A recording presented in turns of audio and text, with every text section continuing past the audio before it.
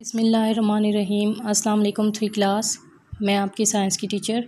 मैं आज आप लोगों को बेटा थर्सडे 9 जुलाई 2020 की डायरी के बारे में बताऊंगी। जैसे जैसे आप लोगों का टाइम करीब आ रहा है, आप लोगों के इसके बाद टेस्ट स्टार्ट हो जाएंगे, तो बहुत ज़्यादा ख्याल से आप लोग रीडिंग कीजिएगा। इसमें किसी किस्म की कोई मिस्टेक मत कीजिएगा। बार बार आपको यही बताया जा रहा है कि मिस्टेक्स नहीं करनी है आपने।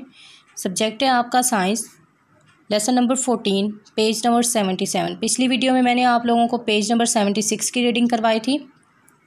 ठीक है, हमारा प्लैनेट्स वाला लेसन चल रहा है इसमें, यानी कि यूनिवर्स का।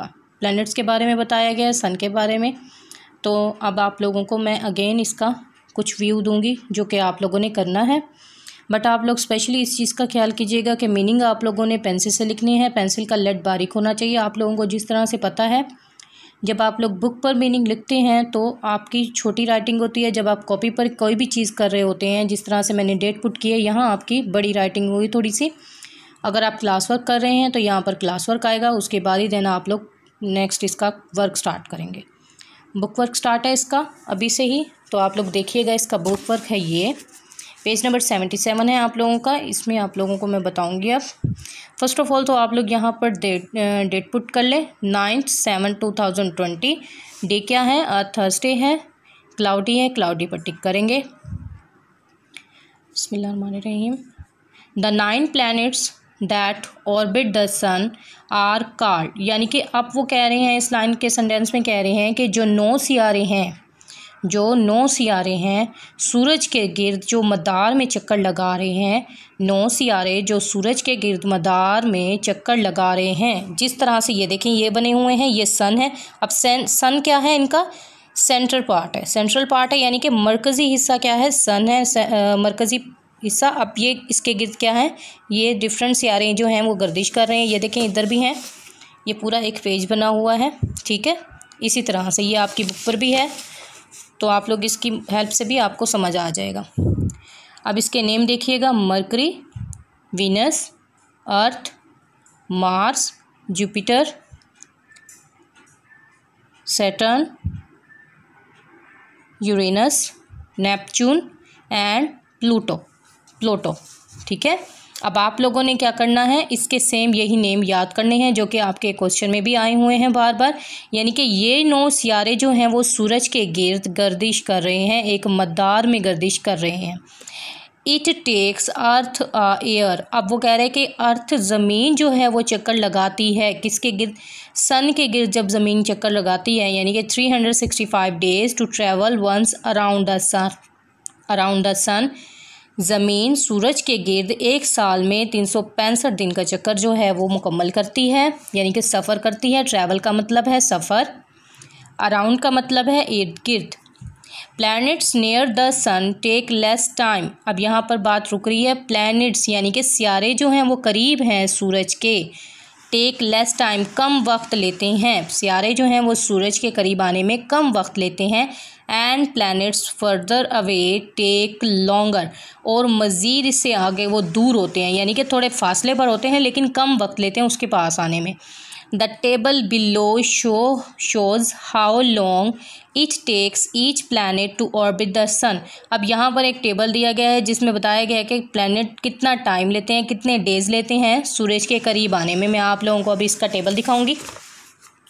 ये आप लोगों का टेबल बना हुआ है पिछले पेज पर। मरकरी है 87.97 डेज़ ले रहा है, वीनस 224.70 डेज़, अर्थ 365.25 डेज़, मार्स इसी तरह से। बाकी सब देखिएगा इसमें लिखे हुए हैं डेज़, यानी कि ये दिन ले रहे हैं इतने।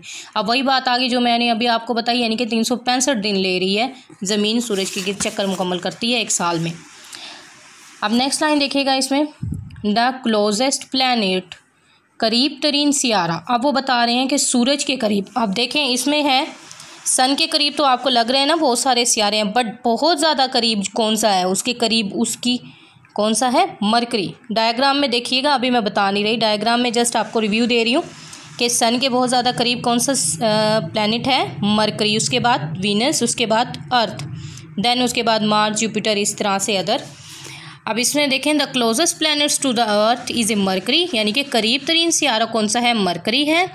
Then comes Venus and Earth, उसके बाद जो है वीनस और अर्थ आ जाते हैं। Further out are Mars, Jupiter, Saturn, Uranus, Neptune and Pluto. अब वो कह रहे हैं कि इसी तरह से बाकी सितारे भी इसके करीब करीब आते जाएंगे। There are so many other smaller objects in our solar system.